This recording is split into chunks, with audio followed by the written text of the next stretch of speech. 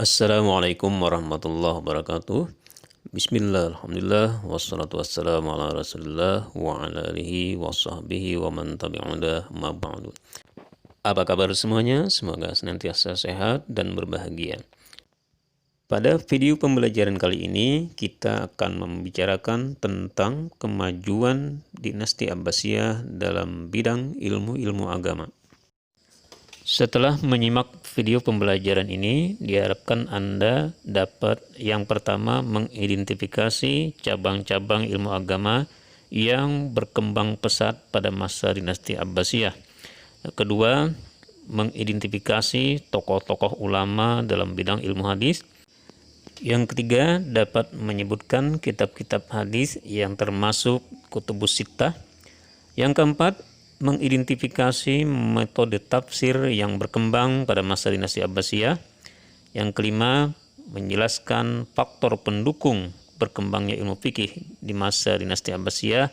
Dan yang terakhir, keenam, mengidentifikasi tokoh-tokoh dalam ilmu tasawuf di masa dinasti Abbasiyah. Mari kita simak video berikut ini dan selamat belajar. Kemajuan bidang ilmu-ilmu agama pada masa dinasti Abbasiyah. Yang dimaksud dengan ilmu agama di sini adalah ilmu yang muncul di tengah-tengah kehidupan keislaman, baik yang berkaitan dengan Islam maupun berkaitan dengan bahasa Al-Quran. Sebenarnya ilmu agama sudah mulai berkembang pada masa dinasti Umayyah. Akan tetapi pada masa dinasti Abbasiyah mengalami perkembangan dan kemajuan yang luar biasa. Cabang-cabang ilmu agama yang berkembang pada masa dinasti Abbasiyah diantaranya yang pertama adalah bidang ilmu hadis, yang kedua bidang ilmu tafsir, yang ketiga bidang ilmu fikih, dan yang keempat bidang ilmu tasawuf. Pada video ini akan kita bahas satu persatu seperti apa perkembangan disiplin ilmu-ilmu tersebut. Yang pertama adalah bidang ilmu hadis. Sejarah perkembangan ilmu hadis, pencatatan dan pengelompokan hadis sebenarnya sudah dimulai pada masa dinasti Umayyah di bawah kekhalifahan Umar bin Abdul Aziz.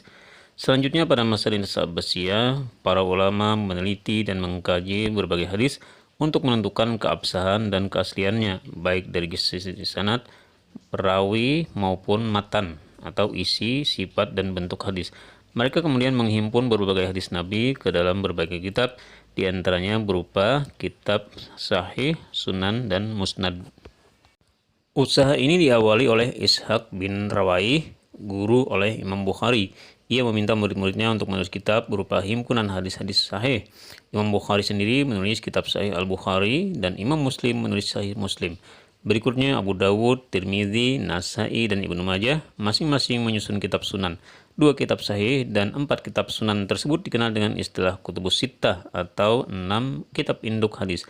Adapun kitab Musnad disusun oleh Ahmad bin Hanbal, Musa al-Abasi, Musaddad al-Basri, As'ad bin Musa, dan Nu'aim bin Hamid al-Khazai. Nama penyusun kitab Kutubus Sittah ini adalah penantara Imam Bukhari dengan karyanya Sahih Al-Bukhari, Imam Muslim dengan Sahih Muslimnya, Ibnu Majah dengan karyanya Sunan Ibnu Majah, Abu Daud dengan Sunan Abu Daudnya, Imam At-Tirmizi dengan Sunan At-Tirmizinya, serta Imam An-Nasai dengan karyanya Sunan An-Nasai. Berikutnya adalah ilmu tafsir. Pada masa Abbasiyah, ilmu tafsir mengalami perkembangan yang sangat pesat. Ahli tafsir melakukan kegiatan penafsiran secara teratur dan terukur. Ada 2 metode tafsir yang berkembang pada saat itu. Yang pertama adalah metode tafsir bil ma'thur, yaitu metode penafsiran dengan cara memberi penafsiran Al-Quran dengan hadis dan penjelasan para sahabat. Tokoh-tokohnya antara lain adalah As-Subhi, Muqatil, dan Muhammad bin Ishaq. Salah satu yang terkenal diantaranya adalah Abu Ja'far Muhammad bin Jarir ibn Yazid At-Tabari yang menyusun kitab tafsir dengan judul Jami' al-Bayan fi Tafsir Al-Quran. Yang kedua adalah metode tafsir bir ra'yi, yaitu penafsiran berdasarkan ijtihad atau penggunaan akal lebih banyak daripada hadis. Tokoh-tokohnya adalah diantaranya Abu Bakar al-Asam dan Abu Muslim al-Asfahani. Corak penafsiran birra'yi ini kemudian melahirkan corak pemikiran yang tidak terikat oleh hadis maupun perkataan sahabat. Cabang ilmu berikutnya adalah ilmu fikih. Dalam sejarah perkembangan dinasti Abbasiyah, ilmu fikih mengalami perkembangan yang sangat gemilang. Masa ini dipandang sebagai periode kesempurnaan, yakni periode munculnya imam-imam mujtahid besar, juga disebut sebagai periode pembinaan dan pembukuan hukum Islam. Penulisan dan pembukuan hukum Islam dilakukan secara sungguh-sungguh, baik berupa penulisan hadis Nabi, fatwa para sahabat dan tabi'in, tafsir Al-Quran, kumpulan pendapat para imam fikih, dan penyusunan ilmu usul fikih. Pada masa tersebut muncul pula ulama yang dikenal dengan sebutan 4 imam mazhab, yaitu Imam Abu Hanifah, Imam Malik, Imam Syafi'i, dan Imam Ahmad bin Hanbal. Keempat tokoh tersebut telah menghasilkan karya bersejarah. Di antaranya Imam Abu Hanifah menghasilkan karya berjudul Fiqh Akbar, Al-Alim wa Al-Musta'an, dan Al-Masad. Karya Imam Malik berjudul Al-Muwatta dan Usul As-Saghir. Karya Imam Syafi'i berjudul Ar-Risalah dan Usul Fiqh. Sedangkan karya Imam Ahmad ibn Hanbal berjudul Al-Musnad, Jami As-Saghir, dan Jami Al-Kabir. Pendukung yang mendorong ilmu fikih berkembang pesat diantaranya adalah besarnya perhatian pemerintah terhadap ilmu fikih, adanya kebebasan berpendapat dan berkembangnya berbagai diskusi ilmiah di antara ulama, serta telah terpilihnya referensi-referensi utama seperti Al-Quran, hadis, tafsir, dan ilmu tafsir. Berikutnya adalah ilmu tasawuf. Ilmu tasawuf termasuk ilmu syariat dalam Islam. Inti ajarannya menjauhkan diri dari kesenangan dunia dan mendekatkan diri kepada Allah. Dalam dunia tasawuf, upaya tersebut dilakukan melalui jalan atau tahapan yang disebut sebagai maqam.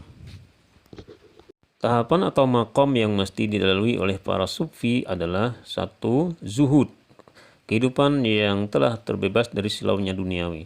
Tokoh yang termasuk kategori ini diantaranya adalah Sufyan Ats-Tsauri. Kemudian yang kedua adalah maqam mahabbah, rasa cinta yang sangat mendalam pada Allah. Tokohnya diantaranya adalah Rabi'ah Al-Adawiyah.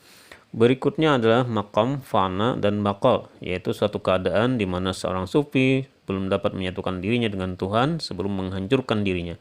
Tokoh pertama kali adalah Abu Yazid Al-Bustami. Dan yang berikutnya adalah ittihad dan hulul, tahapan di mana seorang sufi telah merasakan dirinya bersatu dengan Tuhan. Tokohnya diantaranya adalah Abu Yazid Al-Bustami. Tokoh sufi terkenal lainnya adalah Imam Al-Ghazali yang memberikan semangat terbesar dan bidang tasawuf. Yang terkenal karyanya adalah Ihya Ulumuddin.